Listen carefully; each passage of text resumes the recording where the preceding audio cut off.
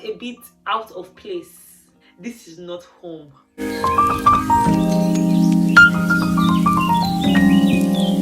This is the second week of my social work placement, and today I have 4 things I'm going to be talking about. In my last video about social work placement, I just told you about the first week of placement. Now we are continuing because today is the last day of the second week of my placement. All I want is for you to drop your comments as you're watching this video. Let me know you like this video by hitting the like button. I also want to see you subscribing to my channel if this is the content for you. If you're watching me for the first time, my name is Ada.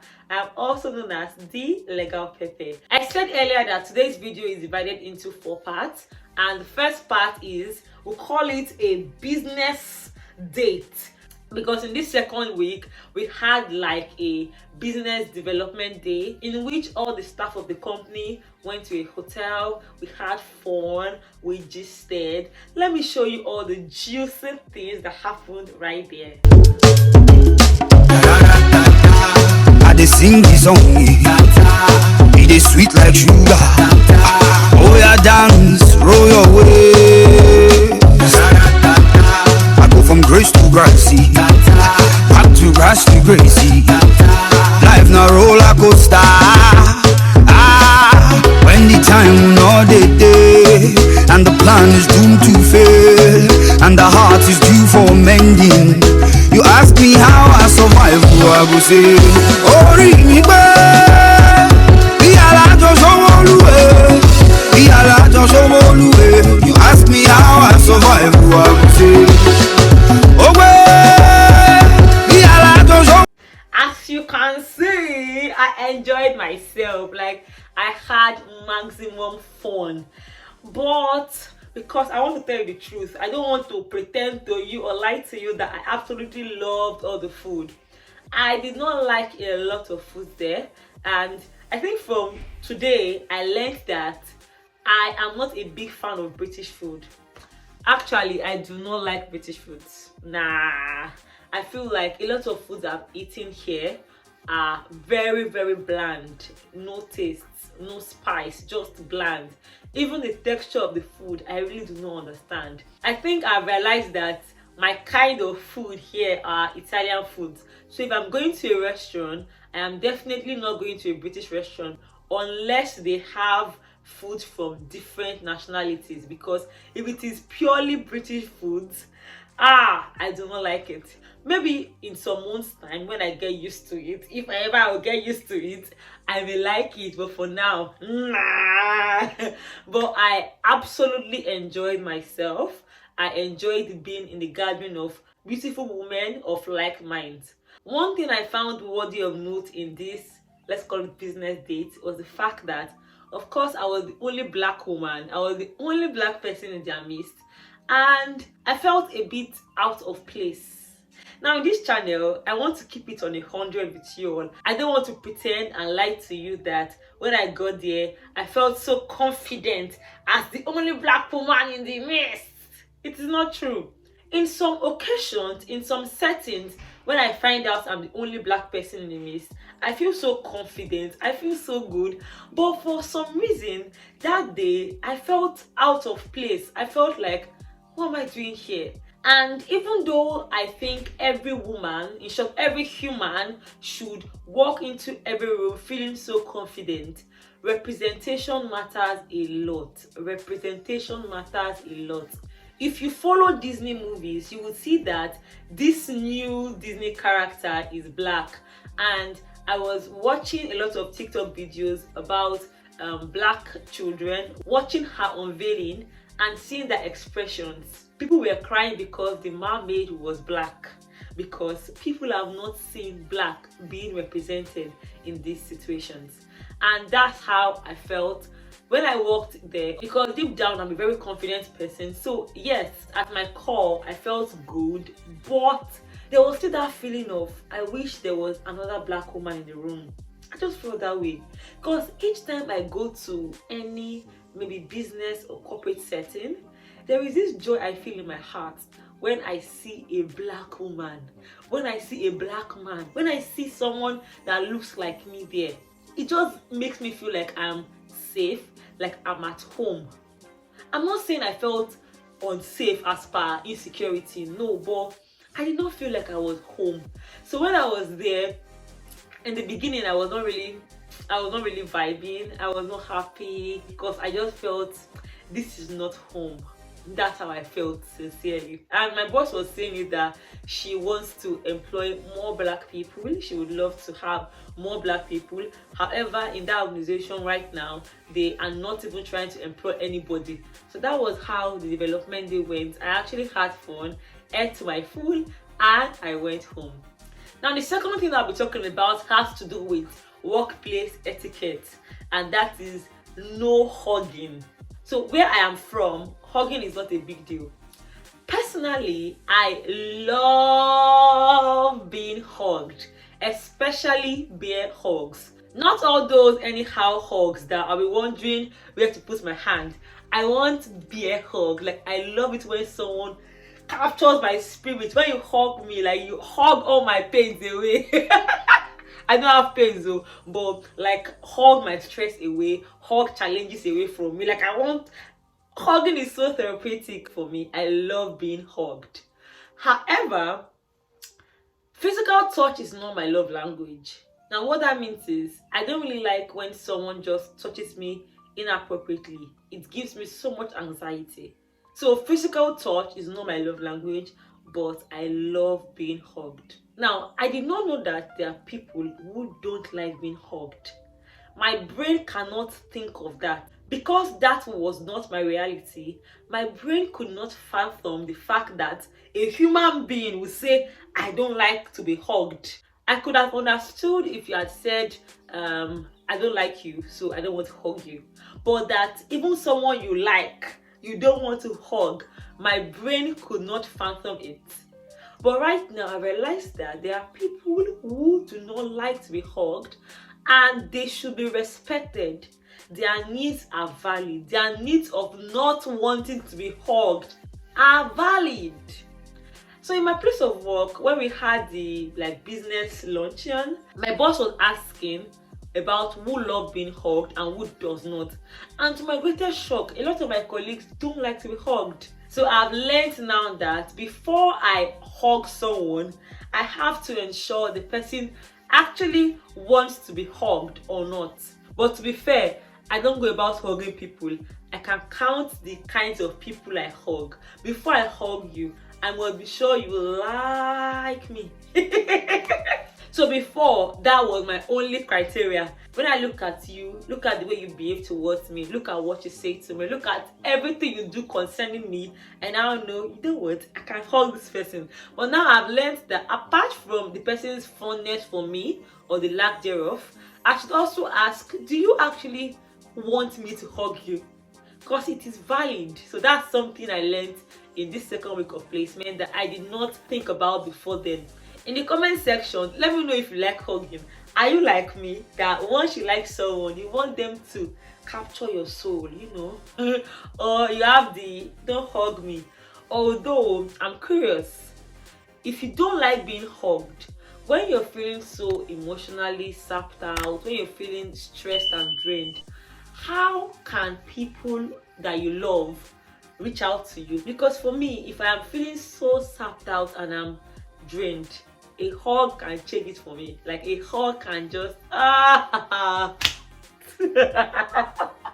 So let me know how you would deal with it if you are the type that does not like being hugged. The third thing I learned in placement, which is in line with this hugging, is the no touch policy of the organization I work with. Now let me explain. As you know, the organization deals with people that have been victims of violence, and we offer counseling sessions, we offer advice, advocacy, various things like that. And I remember a conversation I was having with one of my colleagues where she was talking about a particular client, and she said clients had made so much progress, and when the client was relaying the progress she had made, she wanted to hug the client because she felt so proud of the client. And I was like, so why didn't you hug the client? And she was like, Then that was when I was educated about their no touch policy in the organization. What that means is they do not touch clients. Do not touch clients. Now, I would have understood it if they do not touch clients inappropriately, but even if you as a client want to be touched, they will not touch you. So if you as a client, maybe you had an amazing counseling session, you had an amazing advocacy session, and you feel so grateful, or you just want a hug. If you put your hand like this, hug them, they have policies, they have ways to circumvent the hug that they will not hug you, they won't touch you. And even till now, that no touch policy, I still do not exactly agree with it. And I've had conversations with my boss, and she was trying to educate me that we are professionals and we are encouraging and empowering these clients to know that no one has that right to touch your body without your permission. Although the question is, if they give you permission, why is it that I still cannot hug them? But the answer to my question was that there is a no touch policy of the organization. So that's something I am still learning about. That's something I still have to learn more about. Respect to my physical boundaries. I'm not a physical person, but if you come to me for a hug, best believe I'm giving you a very warm and sweet hug. But now I've learned that in the workplace, when my clients come to me for a hug, I am not giving them, because even though I still do not agree with the no touch policy, so far I am working as an employee of the organization, I would follow their rules. What do you think about this no touch policy? By the way, it is not in all organizations that this occurs, because I think the reason why it's prevalent in my organization is because they are dealing specifically with violence. Most of these clients have had their bodies violated, so I think that's the idea. Because in my other job, like in my support job, we hug our individuals, like it is even promoted. The fourth and final thing I have learned in my second week of placement would be trauma responses. I've learned that there are 5 trauma responses. The first is fight, the second is flight, there is freeze, there is faint, and there is fawn. I would explain everything. Every client or every survivor of violence would have had one of these 5 trauma responses. You will see that some people would be raped, for instance, and they are just standing like that. They are not fighting, they are not struggling. And to an average person, they are thinking, then it was not rape because she did not struggle. It's a lie, it was rape. At that point, that person has frozen. And this trauma responses is not what you choose to do. Sometimes, as a result of shock, different things can come in play that will make you just exhibit any of these responses. So someone being abused that just shocks and does nothing is freezing. That is one of the trauma response. Another person would fight. The person would struggle, would beat, would bite, would do everything to stop the abuse. That is the person's trauma response. Another person would do flight. By that, the person would run away or look for every means to run away from the situation. That is a trauma response. Another person would faint. Some people's mind cannot carry anything that is traumatic. They will just faint. That is a trauma response. Then this last trauma response is fawn. This is a very sensitive part of trauma. Some people will do nothing. They are not freezing. They are not fighting. No flight. No fainting. But guess what? They would just stay. When it happens, they would become friends with their abuser. This results in something called Stockholm Syndrome, where someone is friends with their abuser. I know someone that was raped by a guy, and after the rape, she started dating the guy. And then I did not understand it. It just looked like Did he charm her? Is it juju? Because I would not understand. How can you be dating your abuser? She has chosen the Fawn response. You see some people married to their abuser. They are still married. Like, okay, let's say you start dating your abuser. You don't know he was abusive, yeah? You continue the dating, it resulted into marriage. You did not know. Later on in the marriage, maybe you give birth to one child, you now realize he's an abuser. Ordinarily, if you are choosing the Fawn response, or if, let me not say choosing, because sometimes you don't choose it, it just happens because of maybe your orientation, your mindset, different things, your personality. Now, that kind of woman now, guess what will happen? She will give birth to a second child, a third child, a fourth child, even a fifth child.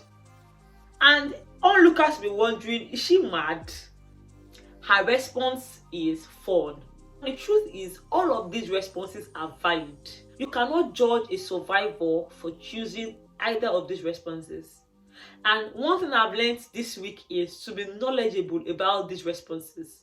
Because you will see some clients that would blame themselves for not choosing the most common response, which is fight. Because when you fight and maybe the person still overpowers you, you feel a sense of relief that at least you tried your best.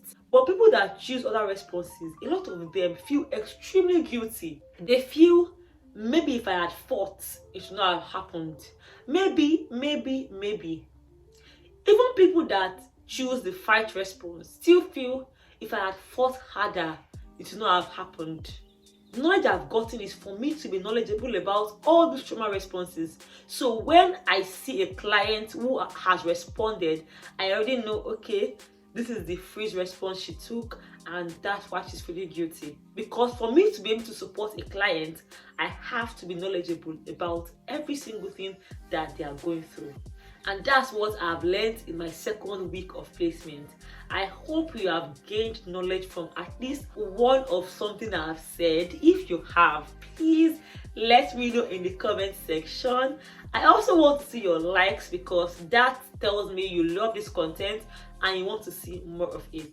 If I get the response that you love this content, you would see an update on my third week of placement. If you have still not subscribed, I can tell you that this is a community you should be part of. So just do what you're seeing on the screen above. You like, you subscribe, and you hit the bell notification. I'm going to see you very soon. Bye guys.